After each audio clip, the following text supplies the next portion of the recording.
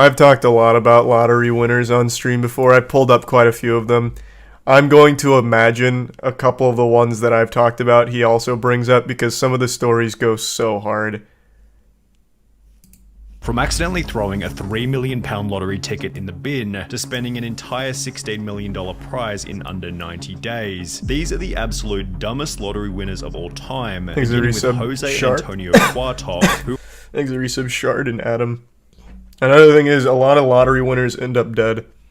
I guess a lot's the wrong word, but there's been quite a few cases of someone winning the lottery and then getting murdered, usually by like a family member or someone that knows that they won. I think one of them that we talked about on stream was the guy who won the lottery, got killed and buried in his own backyard, and they put like a concrete slab over him or something. Well, who was that again?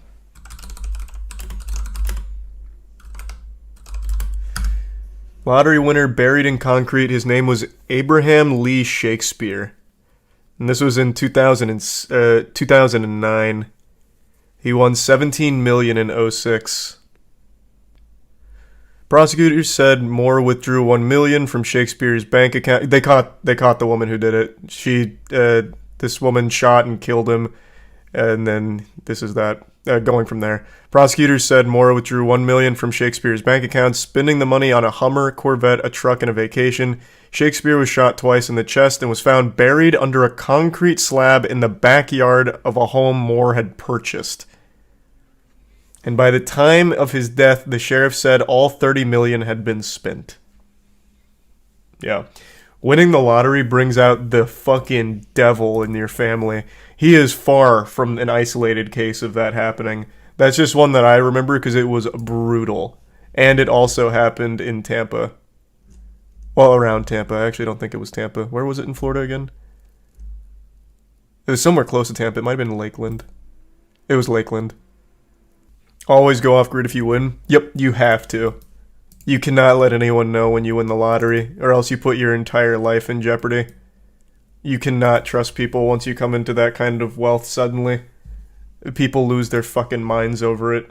They announce it. That's true. They do announce it, which is straight up dangerous, but I saw a couple people do something smart to get around it.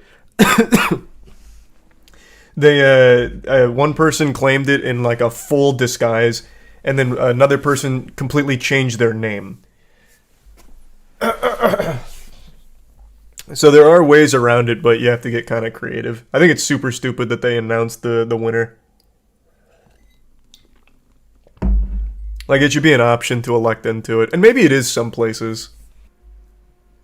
Who almost lost his entire lottery fortune after getting someone else to claim the money for him. You see, when Jose won the $750,000 jackpot back in 2010, he was living in the US illegally, so Jose asked his boss to claim the prize on his behalf, as he feared he couldn't claim the money without potentially facing legal trouble and deportation. This worked out perfectly until Jose's boss began to falsely state that he was the one who had actually purchased the ticket. Taking legal action against his boss was risky, given Jose wasn't supposed to be in the country at all. However, given he had security camera footage of him purchasing the ticket, Jose did so and was able to prove that he was the rightful owner to the $750,000 prize. Only $250,000 this went to taxes, another $250,000 was spent on court fees, and throughout the legal process, Jose was jailed for drunk driving and was deported back to Guatemala as soon as he won the court case. However, at least Jose Antonio Quartok got to keep some of his winnings, as Denise Rossi wasn't so fortunate. I guess I could. All in all, that could have been a lot worse.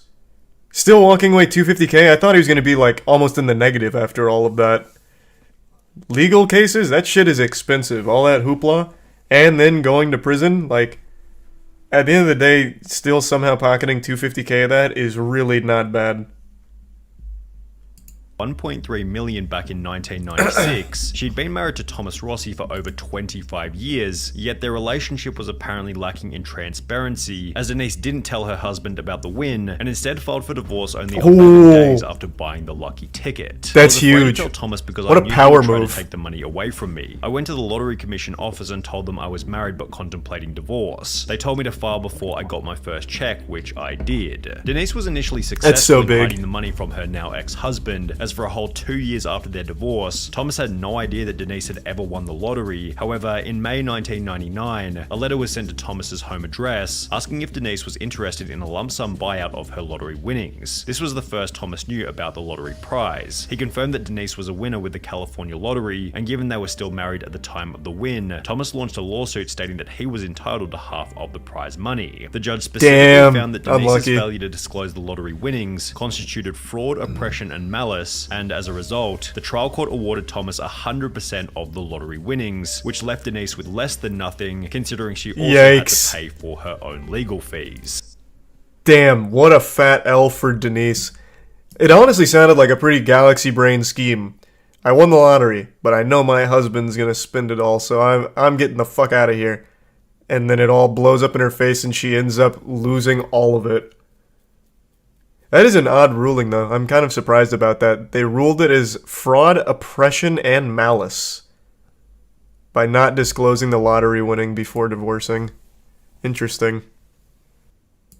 However, Denise's loss of $1.3 million was still nothing in comparison to Evelyn Adams. Dubbed the luckiest woman in America, Evelyn Adams became the first person in human history to win the lottery twice, initially for $3.9 million in October 1985, before winning another $1.4 million only 4 months later. With the probability of this win being approximately 1 in 17.3 trillion, Evelyn it was basically guaranteed. she had no lottery luck left by stating that she was going to quit playing and instead began to buy various businesses, including the convenience store where the lucky tickets had been purchased. Why? While you could argue that this was a smart move, Evelyn still hadn't fixed her gambling problem. That's not a smart move at all. Why would you buy the businesses? Like, it makes sense to try and, like, get something to generate income, but why would you just buy convenience stores? She could have absolutely targeted something less risky. But that is a big dick maneuver, though. I won the lottery here, so if I buy it, maybe more good luck will come my way.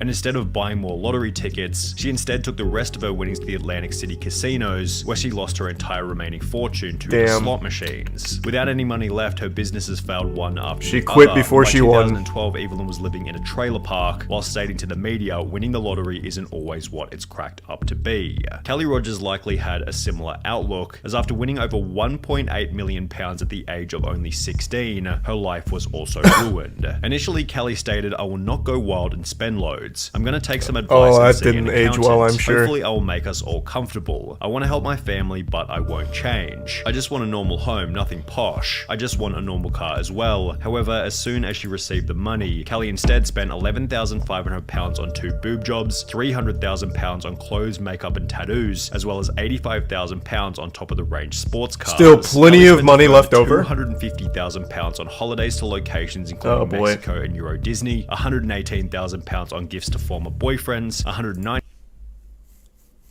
£118,000 on gifts to former boyfriends? What the fuck? Why? I mean, what a great deal for them, though.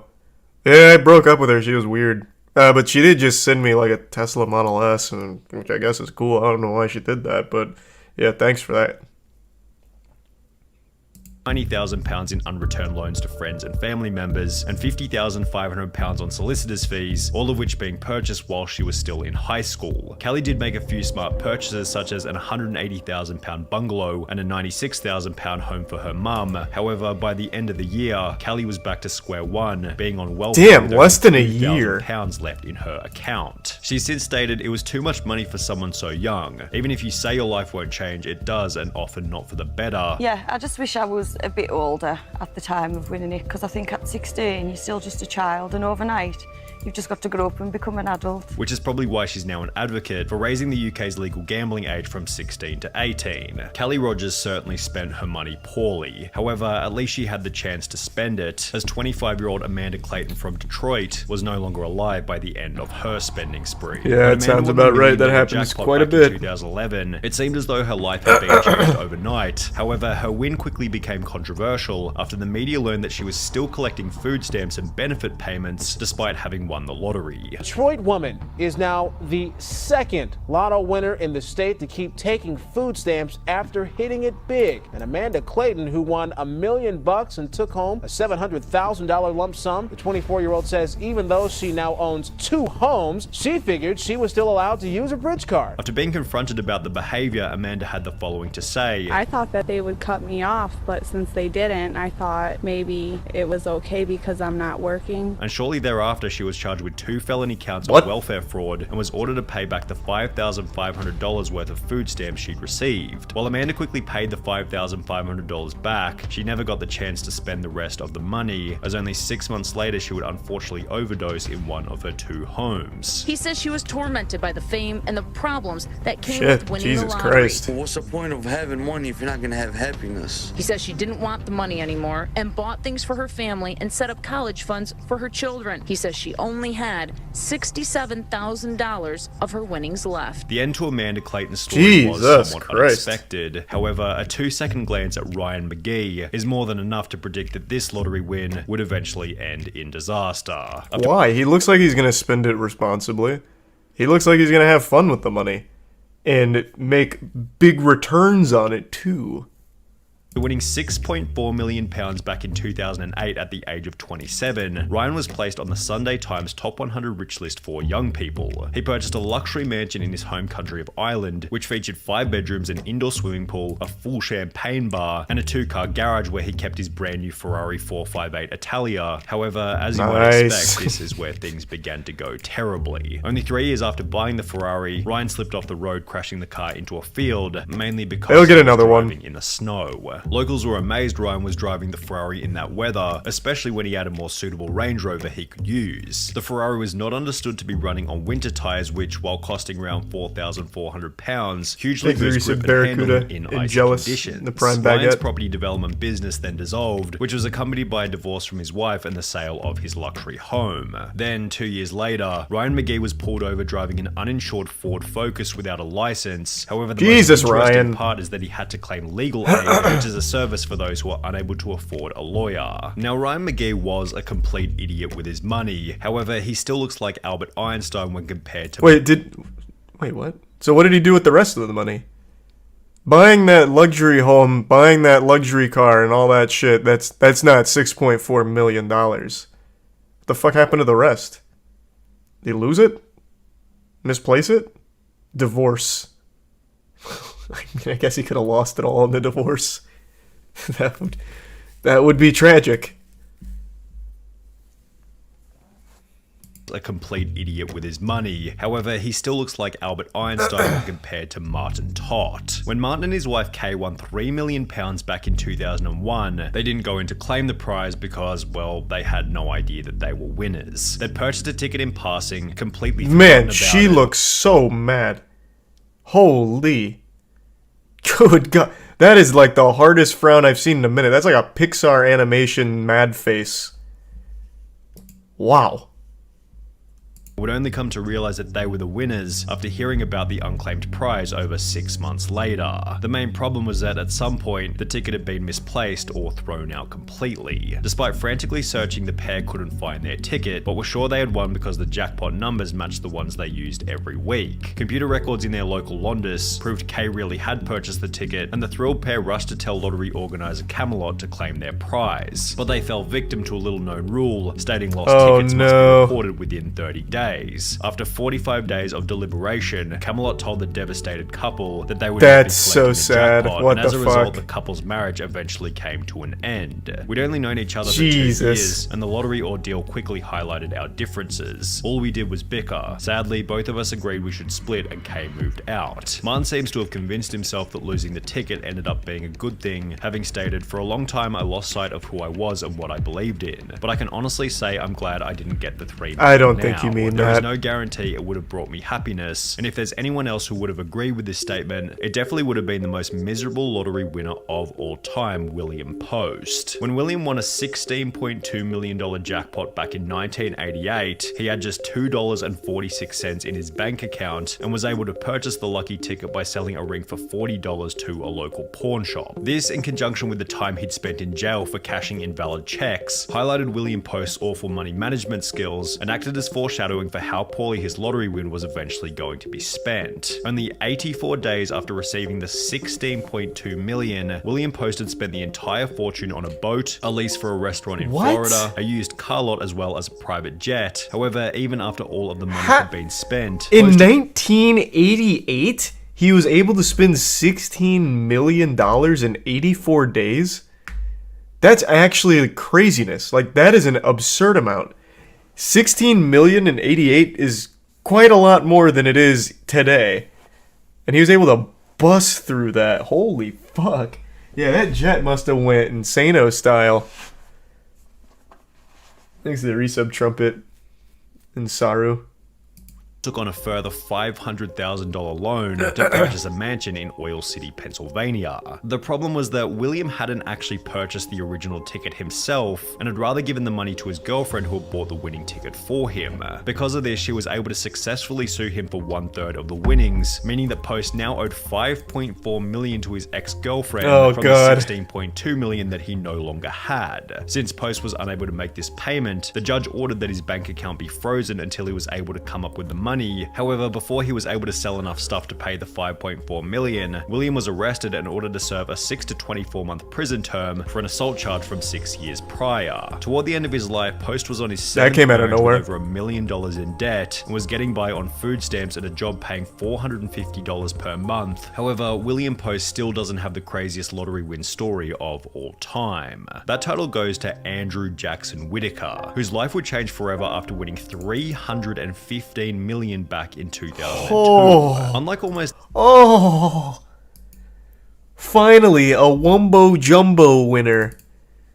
It's been all small fish so far, but now finally someone that wins the Powerball. I always wonder how you could possibly, like in any universe, spend this kind of money. Like winning the Powerball, even with the most reckless spending, even if you were like Ryan and that 16-year-old girl we just learned about, I just don't think it'd be possible to spend it all. $115 million back in 2002. Unlike almost everyone else in this video, Whitaker was actually quite successful prior to winning the lottery, having built up a net worth of over $17 million with the assistance of his construction company. And while this would imply that he was in a position to manage a large lottery win, this isn't what would happen. Whitaker instantly donated 10% of the winnings to churches, Christian groups, and spent a further $14 million establishing the Jack Whitaker Foundation, which provided free food and clothing for low-income families in West Virginia. That's nice. Obviously, you're doing God's work with all this money. Yes, I am. I'm helping a lot of people, and I plan to help a lot more. He then drove back to the convenience store where he had purchased the ticket before giving the clerk a $44,000 check, a $123,000 house, and a brand new Jeep Cherokee, which was followed by buying himself a Lamborghini, in which he drove around his neighborhood throwing money out of the window. After flaunting this wealth, his Lamborghini was broken into, where thieves stole $545,000 in cash. However, this apparently wasn't much of a wake-up call, as his car was then broken into for the second time, resulting in the loss of a further $200,000 cash. Oh my God. His granddaughter passed away. What? Just holy shit. That has to be the most expensive car theft ever. Busting a window and getting 500 grand off the fucking seat and then another 200 grand later. Like, this guy seems to have a great heart but no brain. Loss of a further $200,000 cash. Jack Whitaker's granddaughter passed away, his daughter then passed away, which was followed by a divorce with his wife. And now you've lost your granddaughter, you're about to be divorced from your wife. Where does this ever end? Leading him to state that he had lost everything. I pretty much lost everything I held dear in my life. You got lots of money. Money has never meant anything to me. You have to have money to exist in this world, but money doesn't rule the world. God, that's so sad. This poor guy. Happy. And that he wished he had never purchased the lottery ticket in the first place. My wife had said she'd wished that she'd torn the ticket up Well, I wish that we had torn the ticket up too. I just don't like what I've become. I was sad. What the fuck? Well, wow. That last guy was heavy. He didn't cover any of the lottery winners who got killed. He covered one of them who overdosed, but not the phenomenon of lottery winners getting killed. Probably the right call from Sunny. I would only say a handful of them were like genuinely stupid. Like the last guy, he wasn't dumb at all. Like it was dumb to keep the money in the car that kept getting broken into, but everything else just seemed to come from a place of like genuine kindness. Thanks to the Prime Robert and the resub sorry and the bits Murdy. I feel so fucking bad for that guy. Is he still alive? He should be. It was only 2002. What was his name? Jack Whitaker. He is still alive. What's he up to these days? On December 2nd, 2016, 7 a.m., Whitaker's home in Virginia was reported to be on fire. Oh my god! When firefighters arrived, the house was fully engulfed and was deemed a total loss. His wife was home when the fire broke out, but was able to make it out safely. Oh, nope. He passed away in 2020. They just forgot to oh, nope. Here it is. I didn't see it in the Wikipedia. Why does the universe hate this man so much? Man, I don't know. Holy shit. What a terrible ride. I want to see. Who won that? Does anyone remember the last time the Powerball went over, like, well over $1 billion? Didn't a 19-year-old kid win that? Or am I misremembering? Oh, someone just won the $2 billion Powerball jackpot. John and Lisa in Tennessee. Oh, actually 2 people did. And then Maureen and David in Florida. Kid I went to high school with won the Powerball. You should hit him up. I'm sure he'd love to hear from you again. I'm trying to find like what happens when someone loses all this money. Like how could you possibly blow through like $1 billion? I just don't think you could. There's just an article about how it can happen, but not that it has. I used to play the lottery all the time when I was in college. I was a recent hunter. Maybe I would have won if I kept playing. I should start playing again. Just in case. Shocking, people can spend money. If you had $1 billion, I legitimately don't think you could spend it all. I mean, maybe over the course of your lifetime, perhaps. But not in any short period of time. Invest in crypto and it'll be gone by the end of the week. Actually, what a great speedrun strat. You are 100% on the money. I didn't even think of that. Super smart. Yeah. If you want to spend $1 billion instantly, just put it in crypto and you'll never see it again. He just showed people going bankrupt really fast. Well, I'm talking about like $1 billion winner for Powerball. All the winners we saw here that went bankrupt were like $1 million, $2 million, up to $6 million. That I totally could see happening. Like that's pretty much guaranteed for a lot of people that win the lottery. Just all of a sudden coming into all that money and just blowing it all at once.